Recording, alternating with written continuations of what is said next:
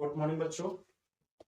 आज हम आपके लेकर के लिए आए हैं कक्षा 12 वालों के लिए डेफिनेशन ऑफ चार्ज। बच्चों के अंदर काफी इसके लिए कंफ्यूजन सी रहती है, बहुत ज्यादा इसके लिए अनजान से बने रहते हैं कि चार्ज चीज है क्या।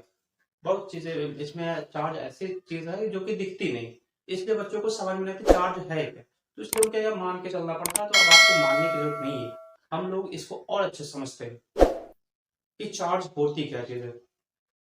देखिए, चार्ज और कुछ नहीं, आप लोगों ने पढ़ा होगा कि चार्ज किसी भी मैटर के अंदर इलेक्ट्रॉन, प्रोटॉन और न्यूट्रॉन होते हैं।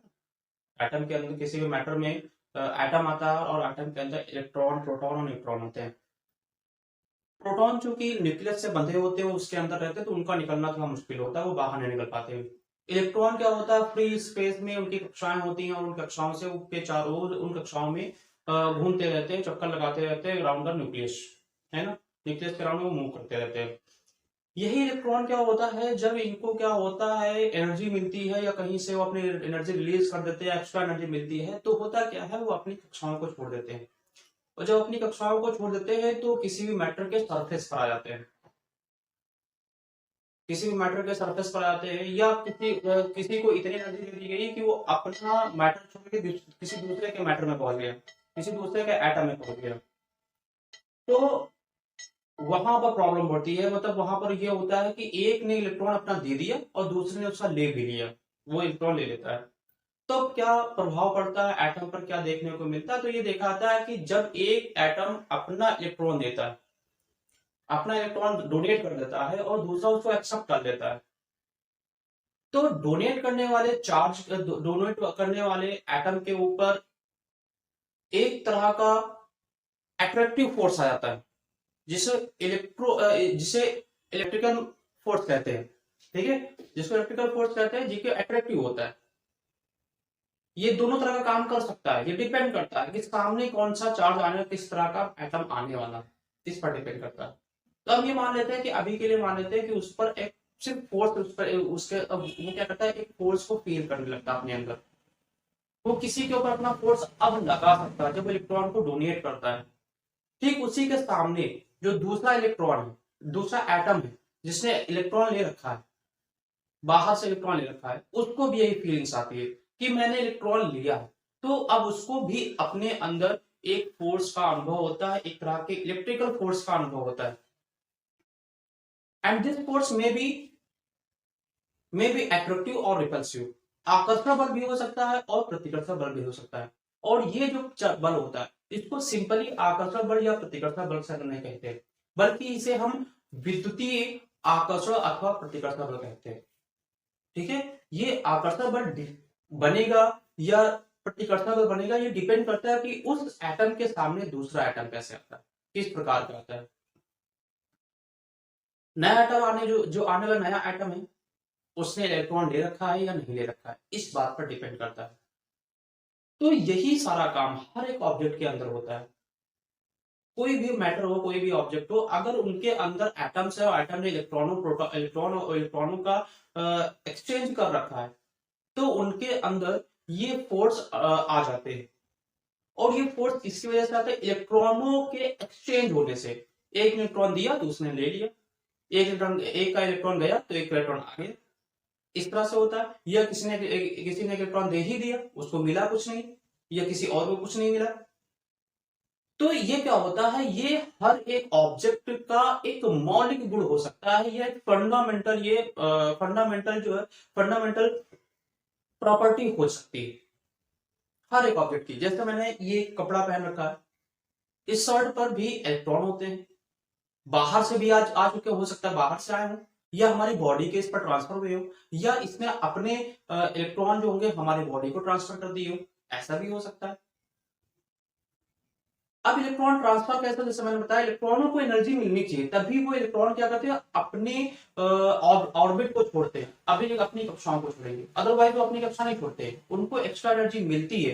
एक्स्ट्रा एनर्जी मिलने से तो उनके काइनेटिक एनर्जी, उनकी गतिज ऊर्जा बढ़ जाती है, और ऐसे ऐसे स्थिति में वो अपनी कक्षा को छोड़ देते हैं। तो ये हर आवेश क्या हो सकता है, हर एक ऑब्जेक्ट का मौलिक गुण हो सकता है, या बेसिक प्रॉपर्टी होती है, कैरेक्टरिस्टिक प्रॉपर्टी होती है, ये उनका करेक्टर बन जाता है हर एक ऑब्जेक्ट का। और इसी आधार पर क्या होता है, हम उस चार्ज की डेफिनेशन को डिफाइन कर लेते हैं कि चार्ज क्या है, आवेश क्या है। आवेश क्या होता है, किसी भी ऑब्जेक्ट की मौलिक गुण होता है, किसी भी ऑब्जेक्ट की, किसी भी ऑब्जेक्ट का मौलिक गुण सकता है, और जिसके कारण वह अन्य वस्तुओं को आकर्षित अथवा प्रतिकर्षित करता है। ठीक है, तो हम ये कह सकते हैं कि charge is a fundamental property of an object and it causes to attractive and repulsive force, है ना। It causes to attractive and repulsive force, या यूं कहे, it can attract and repulse, it can attracts or repulse to another objects। समझ रहे हो ना बेटा हम लोग। तो यही होती है चार्ज। चार्ज कुछ और नहीं, इलेक्ट्रॉनों का आदान प्रदान ही होता है। इलेक्ट्रॉनों के आदान प्रदान से, इलेक्ट्रॉन के एक्सचेंज होने से क्या होता है कि उनके अंदर कुछ फोर्स आने लगते हैं, उनके ऊपर फोर्स हावी होने लगते हैं, उनका खुद का अपना एक फोर्स बन जाता है। उनके अंदर क्या होता है, अट्रैक्शन और रिपल्सन की फीलिंग्स आने लगती हैं, यूं कि उनके अंदर कैरेक्टर आने लगता है, ऐसा उनका ऐसा नेचर बन जाता है। और इसी नेचर की वजह से क्या होता है, वो अदर ऑब्जेक्ट को प्रभावित करते हैं। तो हमने इसीलिए कहा कि charge is a fundamental property, और इसी के कारण यह दूसरी वस्तुओं को आकर्षित अथवा प्रतिकर्षित करते हैं, और यही होता है चार्ज। ठीक है, बात समझ में आई, उम्मीद करते हैं आपको अच्छे समझ में आ गया होगा। ठीक, अब बात करते हैं कि चार्ज जब इलेक्ट्रॉन जाता है या आता है तो कितना चार्ज डेवलप होता है। एक एटम ने अपना इलेक्ट्रॉन दे दिया तो उसके ऊपर कितना चार्ज आता है। तो अगर किसी एटम ने अपना एक इलेक्ट्रॉन दिया तो उस पर आने वाला जो चार्ज होता है, जिसको हम क्यू से डिनोट करते हैं, उस क्यू की वैल्यू, एक इलेक्ट्रॉन के जाने से किसी ने इलेक्ट्रॉन दिया तो अब तो उस पर कितना चार्ज आता है, उस पर कितना आवेश आता है, वो आता है 1.6 क्रॉस 10 की पावर माइनस का 19 आता है। क्योंकि इलेक्ट्रॉन डोनेट हुआ है, उसने दे दिया है, उसने क्या किया, उसके पास ज्यादा था, मतलब वो बहुत ही ज्यादा धनी था, तभी उसने ऐसा किया होगा, इसलिए उसके ऊपर प्लस चार्ज आता है। और जो चार्ज आता है, जो आवेश आता है, आवेश को नापने के लिए एक यूनिट होती है, एक मात्रक होता है, जिसे हम कहते हैं कूलाम कहते हैं, जिसको हम कूलाम कहते हैं।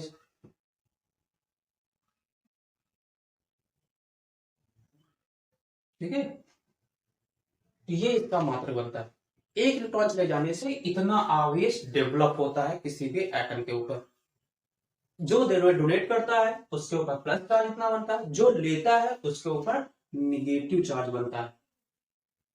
ठीक है, तो इस तरह से हम कहते हैं चार्ज कितने प्रकार के बने, फिर दो प्रकार के बन जाते हैं, पॉजिटिव और निगेटिव, धनात्मक और ऋणात्मक। बात समझ में आई। बस यही हमें समझना होता है कि चार्ज क्या होता है। अब उम्मीद करते हैं कि अब आपको कोई भी कंफ्यूजन नहीं रहा होगा चार्ज के बारे में। अगर मैं रियल केस में अगर समझू कि यार कि रियल केस में इसको कैसे समझा जाए, मतलब रियल केस में क्या ऐसा हो सकता है, इलेक्ट्रॉन प्रोटॉन इलेक्ट्रॉनों का एक्सचेंज होता है, तो हम कहते हैं हाँ होता है। कैसे होता है, हम लोग देखते हैं कुछ टी शर्ट या कुछ कपड़े ऐसे पहनते हैं जिनको दिन भर उनको पहने रहने से, दिन भर पहने रहने से क्या होता है कि जब शाम को या जब हम कपड़े चेंज करने आते हैं तो हम जो कपड़े को उतारते रहते हैं, जब उनको चेंज करने आते हैं तो कपड़ों के चेंज करते समय हमारे शरीर पर जो छोटे छोटे बाल होते हैं, उन छोटे छोटे बाल क्या होता है, कपड़ों के साथ में खड़े हो जाते हैं, सीधे हो जाते हैं। हमें ऐसा फील होता है कि जो है हमारे शरीर के जो बाल है धीरे धीरे खड़े हो गए। ऐसा क्यों हो रहा है, जबकि सारे कपड़ों के साथ नहीं होता, ये भी ध्यान रखना, सारे कपड़ों का कुछ ऐसे होते हैं जिनको, जैसे पॉलिस्टर के जो बने होते हैं वो कपड़े, तो उनके साथ ऐसा होता है, उनको पहने दिन भर आपने पहन रखा और आपने देखा शाम को जब चेंज करने गए तो ऐसा होने लगता है। तो ऐसा क्यों हुआ, तो होता क्या है कि वो कपड़े क्या होते हैं, उनके अंदर नंबर ऑफ इलेक्ट्रॉन ज्यादा, क्योंकि पॉलिस्टर होता है, पॉलिस्टर में इलेक्ट्रॉन जो होता है, जो इलेक्ट्रॉन होते हैं वो अपने एटम से बहुत ही लूजली बाउंड होते हैं, लूजली बंधे होते हैं, बहुत ही लूज रहते हैं।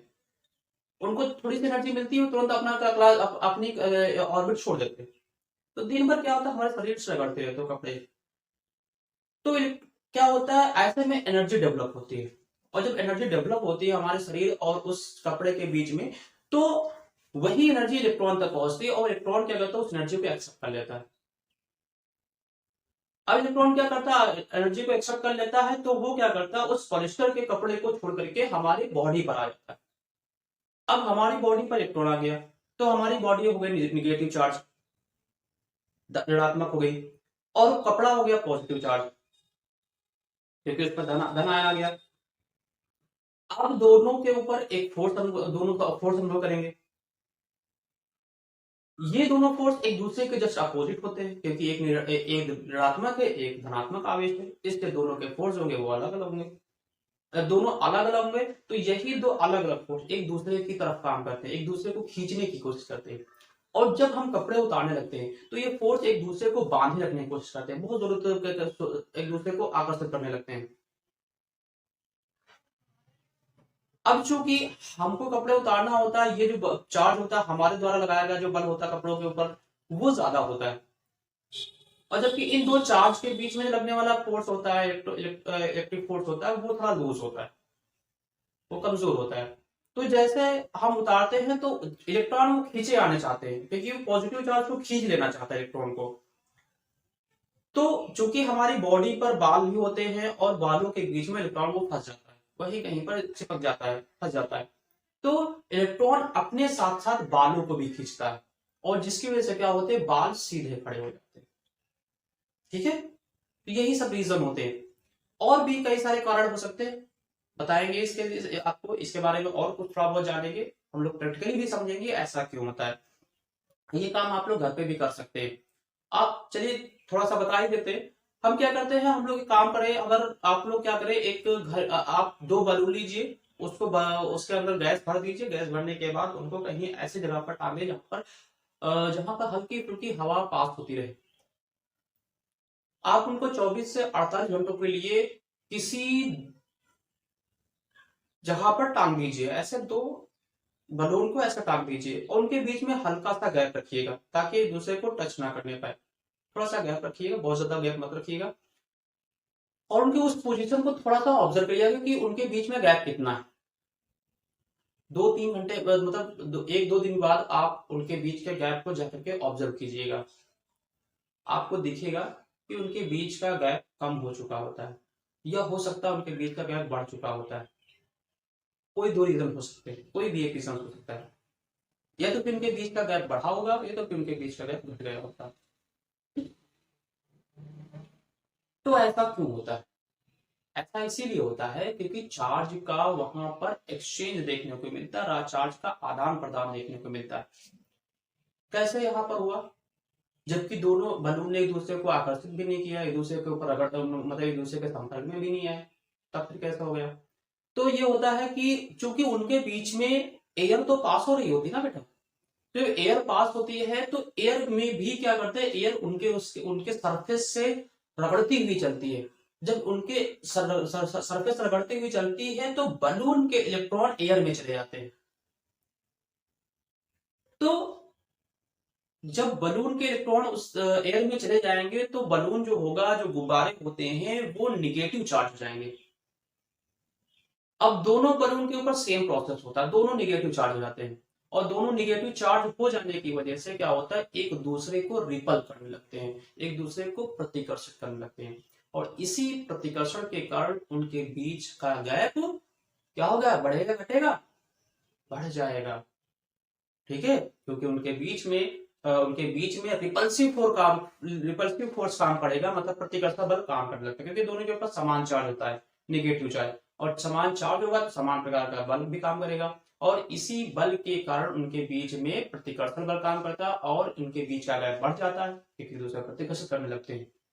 ठीक है, ये हो जाता है चार्ज। आप कहते हैं charge is a fundamental property, या इट कॉज टू रिपल और अट्रैक्ट टू अनदर ऑब्जेक्ट, जिसके कारण यह दूसरी वस्तु को आकर्षित अथवा प्रतिकर्षित करते हैं।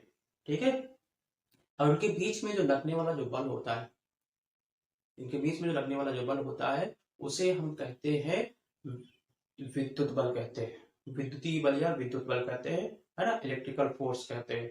बात समझ में आई।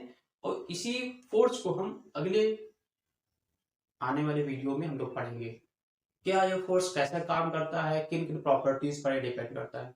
ठीक है बच्चों, फिलहाल के लिए आज के लिए बस इतना ही रखते हैं। उम्मीद करते हैं आपको ये चार्ज का जो पूरा मैटर था आपको अच्छे समझ में आया होगा, क्या चार्ज होते हैं, किस प्रकार के होते हैं, कितनी उसकी वैल्यू होती है ना, एक इलेक्ट्रॉन के जाने से उसका यूनिट क्या बनता है वो हमने समझ लिया। नेक्स्ट हम लोग चैप्टर में पढ़ेंगे या नेक्स्ट वीडियो में हम लोग इसके बारे में डीपली पढ़ेंगे, थोड़ा इलेक्ट्रिक फोर्स के बारे में पढ़ेंगे और किन किन फैक्ट्स पर डिपेंड करता है उसके बारे में समझेंगे। ठीक है, चलिए आप लोग इसी तरह से हमारे साथ बने रहिए, हमारा सपोर्ट करते रहिए, चैनल को सब्सक्राइब जरूर करिएगा, लाइक कर दीजिएगा और अच्छे से हम लोग इसको और अच्छे से अगले वीडियो में समझेंगे। थैंक यू बेटा।